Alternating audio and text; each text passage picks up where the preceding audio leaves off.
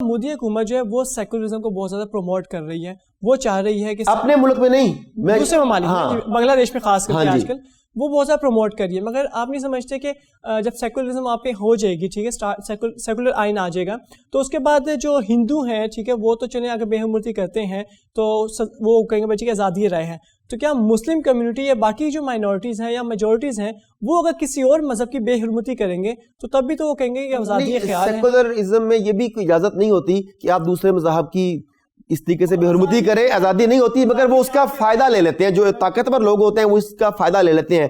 مودی کی آپ نے بات کی, اب دیکھیں بھارت اپنے آئین کے لحاظ سے ایک سیکولر ملک ہے, اور اس وقت مودی گورنمنٹ, جسے میں موزی گورنمنٹ کہتا ہوں, یہ اپنی مکمل کوشش کر رہے ہیں کہ کسی طرح سے بھارت کے سیکولر آئین کو ہندو آئین میں بدلا جائے. یعنی وہ متعصب ہندو آئین وہاں نافذ کرنا چاہتے ہیں, اپنے ملک میں یہ چاہتے ہیں, اور جبکہ بنگلہ دیش میں وہ چاہتے ہیں کہ وہاں پہ سیکولر آئین نافذ ہو جائے تاکہ وہاں کے ہندو جو ہیں وہ برابری کی سطح پر آ جائیں. تو یہ بھی مودی گورنمنٹ کا ایک دوغلا پن ہے نا, کہ اپنے ملک کے سیکولر آئین کا وہ احترام نہیں کرتا. اس کے ملک کا سیکولر آئین مسلمانوں کو, شودروں کو, دلتوں کو, عیسائیوں کو, بدھسٹ کو, سکھوں کو برابر کے حقوق دیتا ہے کیونکہ وہ سیکولر ملک ہے.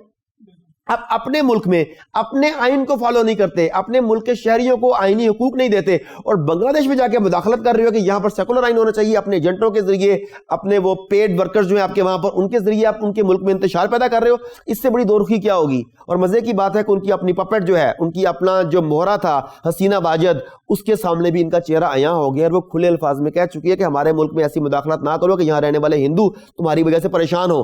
یعنی اب وہاں رہنے والے ہندوؤں کو خطرہ محسوس ہونے لگ گیا ہے, تبھی تو حسینہ واجد کو یہ بیان دینا پڑا کہ تم جو وہاں کرو گے اس کا خمیازہ یہاں کے ہندو بھگتیں گے. دس از ویری مچ امپورٹنٹ. مگر ڈاکٹر صاحب جو سیکولر آئین ہے اس کو بہت سے وزیر جو ہیں بنگلہ دیش کے وہ بھی پروموٹ کر رہے ہیں اور سپورٹ کر رہے ہیں. تو آپ سمجھتے ہیں ایک طرف تو وہ عوام ہے جو کہ اس کے اگینسٹ ہیں, علماء کرام ہیں جو کہ اس کے اگینسٹ ہیں, دوسری طرف جو وزراء کرام ہیں وہ اس کی سپورٹ میں ہیں, اور جو انڈیا ہے, انڈین گورنمنٹ, ان کا ہی بہت بڑا ہاتھ ہے, بہت زیادہ سپورٹ ہے. آپ کیا سمجھتے ہیں کون اس میں کامیاب ہوگا؟ دیکھیں اس سے ہم پہلے پاکستان کے ایک واقعہ ڈسکس کر لیتے ہیں, آپ کو وہاں کی بات سمجھ آ جائے گی. پاکستان میں وقتاً فوقتاً اسرائیل کو تسلیم کرنے کے حوالے سے, اسرائیل کے ساتھ سفارتی اور تجارتی تعلقات بنانے کے حوالے سے کمپینیں چلتی ہیں.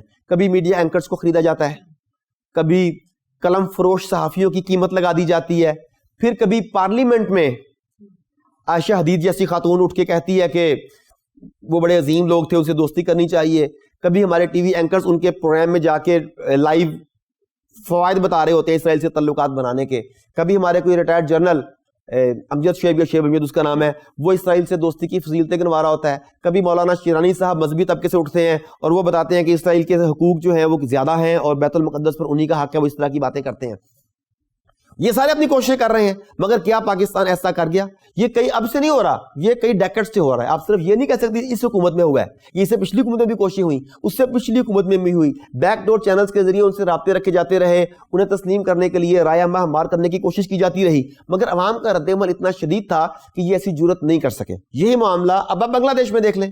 بنگلہ دیش میں ہندوؤں کی راہ ہموار کرنے کی کوشش کی جا رہی ہے, پارلیمنٹ کے ذریعے کوشش کی جا رہی ہے. اعلیٰ انتظامی عہدوں پر ہندوؤں کو ڈیپیوٹ کیا گیا, ان کی پوسٹنگ کی گئی, ان کے ذریعے لوگوں کو نوازا گیا. بھارت کی طرف سے ہر طرح کی سپورٹ آتی ہے, بنگلہ دیش کے لوگ وہاں پڑھنے کے لیے بھی جاتے ہیں. بے شمار معاملات ایسے ہیں کہ بنگلہ دیش بظاہر انڈیا کے احسانات کے بوجھ تلے دبا ہوا ہے اور وہ ذرا حق کے نمک ادا کرنے کی کوشش کر رہے ہیں, مگر وہاں کی پبلک کا وہ کیا کریں؟ پبلک تو آج بھی وہ ہے جو لا الہ الا اللہ پر یقین رکھتی ہے, پبلک تو وہی ہے جو محمد رسول اللہ کہتی ہے, جو خاتم النبیین سمجھتی ہے انہیں, ان کا وہ کیا کریں گے؟